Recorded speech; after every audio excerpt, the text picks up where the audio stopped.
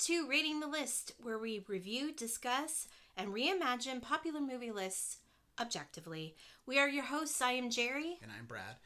And in this episode, we're exploring number 92 on AFI's 100 Years, 100 Passions, the 100 top love stories of all time. And number 92 is Porgy and Bess, released in 1959, directed by Otto Preminger, and stars Sidney Poitier, Dorothy Dandridge, and Sammy Davis Jr. So the synopsis for this operatic musical are as follows. In the early 20th century, residents of the predominantly black Catfish Row of Charleston, South Carolina, eke out a living, including crippled beggar Porgy, played by Sidney Poitier, and drug-addled Bess, played by Dorothy Dandridge. She lives with Crown, the local bully. He kills a man while high and flees.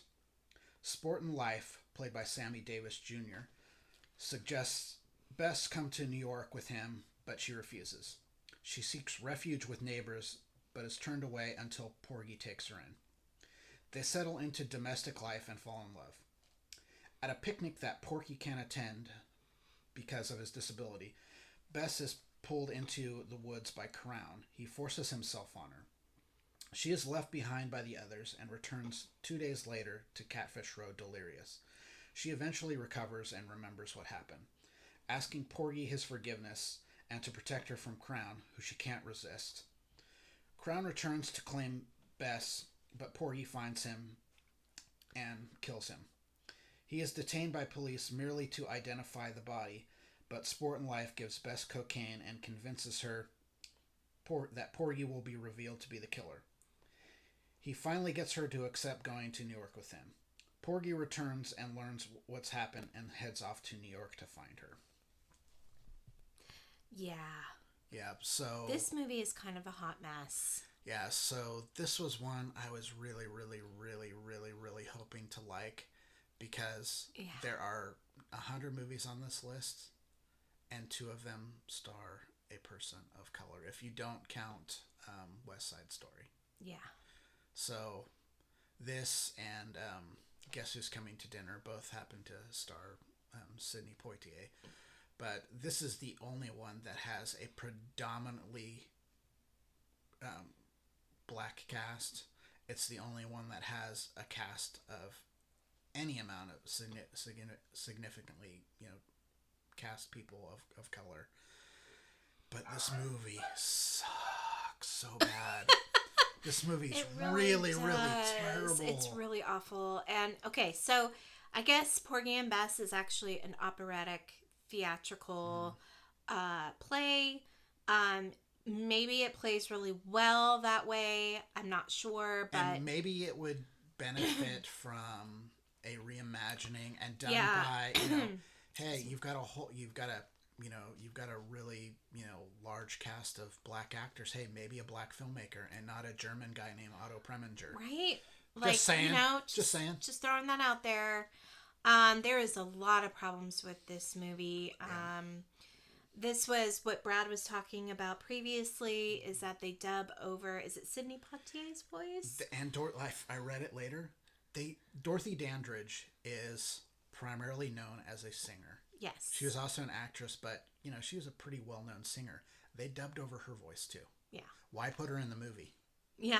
Right? Honestly, why? Yeah, it's I really weird. I get why you put Sidney Poitier in, because he was, the biggest box office draw, he was really the only, black lead that you could put into a movie that had some kind of box office draw. Yeah. But it's why did you put Dorothy Dandridge in it and then not let her sing? She's got a great singing voice. Yeah. She's a recorded artist. She's famous for singing. And you dubbed over her with someone else. It's this is what I was talking about earlier. It's I don't understand why you would just cast the right people if you're going to do that. You obviously wouldn't be able to pull this off if you did it on stage. So I don't. This movie's a mess. It's really hard to follow what's going on. It's really hard to follow what's happening. Because when we did our episode on Grease, we were talking about how the songs move the story forward, they give you time to breathe and meet the characters and kind of, develop chemistry with them as the audience. This movie is almost wall to wall singing. Wall to wall. Like, start No of the breaks. credits, and like, there's hardly any time where they're not singing. And a lot of it, honestly, doesn't carry the story forward. And a lot of it is pretty offensive. Like, there's a lot of, like, singing about how women are horrible and are you gonna get one? And it's just really, like, dated and really bad.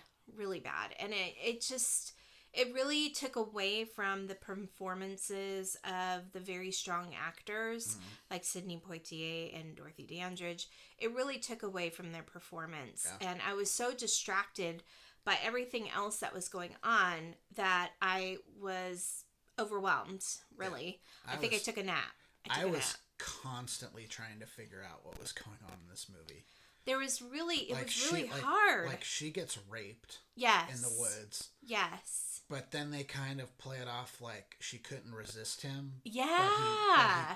But he forced himself on her, and then she's like, but she apologizes. Yeah. For it, and it's just like, that's just gross. It's really gross. And honestly, like, the portrayal of the betrayal of Porgy, like, it just felt really like not coming from a good place. Yeah. You know what I mean? Like, it was really, like, I just felt like everything about this movie kind of felt icky to me for the most part. It did. It really did. I feel like it was like, you want to like, to some extent, your characters, and I didn't really like anyone in this movie. Even Porgy, I don't really like that much. And it's just like, who am I supposed to be rooting for and why? Like, give me a reason to root for people. That's why I want to go into a movie. Give me a reason to root for, even if they're the bad people. Yeah. Give me a reason. Like, there's no reason to root for anyone. Well, it's interesting because I did a little bit of research on this movie because I wanted to know, like, how was it received when it came out? You know, because it's really, pretty offensive. So, I did read that there was people of color actors that said they wouldn't do the role because of the movie's content. I wonder if they had seen it on stage or whatever previously. I'm not sure, but there was some people that backed out, and so I kind of get it. I don't think it was well received at the time either, and I'm not sure.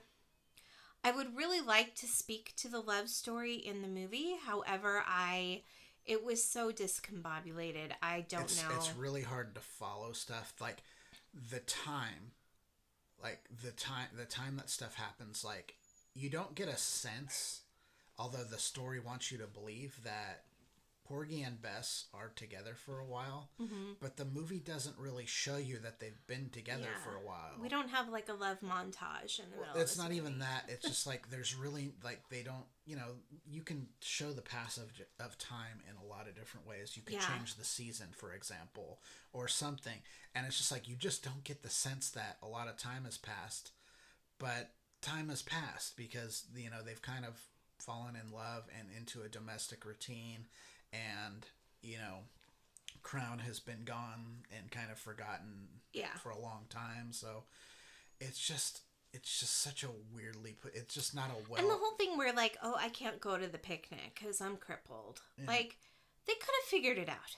If they really wanted him to go, they could have figured it out. And they don't do a great job of making Sidney Poitier seem like he's disabled. Right.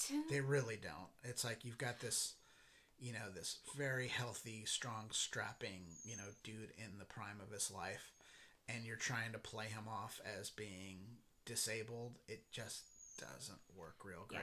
Yeah, and the Sammy Davis Jr. plays, like, the basic, neighborhood drug dealer. Sport and life. He's, pretty cool. It's Sammy Davis Jr. Yeah. So, like, so he's doing his thing. He's doing his thing. Hey, they actually use his singing voice, huh? Yeah. How about that? That's novel. Yeah, and he is pretty good. But, like, even her turning to drugs, Like, I didn't know what drugs she was taking. Well, I had to do some. I Yeah. had to put this story together because I couldn't write a synopsis just from watching it. Yeah. It's cocaine. Okay. Which they don't make clear. They also don't make clear that she, at the beginning, she's got a drug problem. She's already got a drug problem. Yeah. You don't get the sense of that from the film. This is just a weird film. Yeah, I do not recommend it for anybody. Yeah, it does not stand the test of time. It is not rewatchable. This one is definitely not going to make our 100 list. But I will say this, there are a lot of movies that have come out with... Oh, God, yeah. With positive diversity in them that will make this list. Yes, that will for more sure. than make up for having to take off one of the 2 films that has people of color in it that are on this AFI list, which is an absolute travesty. Yeah. I mean, this is like, this could be like the 100 whitest great love stories of all time. Quite frankly. Seriously, yeah. So, I scored this one a little bit higher than Jerry. I tried to give this one the benefit of the doubt in terms of the filmmaking itself. So, just as a general rule, we try not to pirate stuff. So, if something's available, we will see it in whatever legal fashion we can. If it's on Tubi and we can see it for free, we will do that and sit through the ads because that's how it's paid for.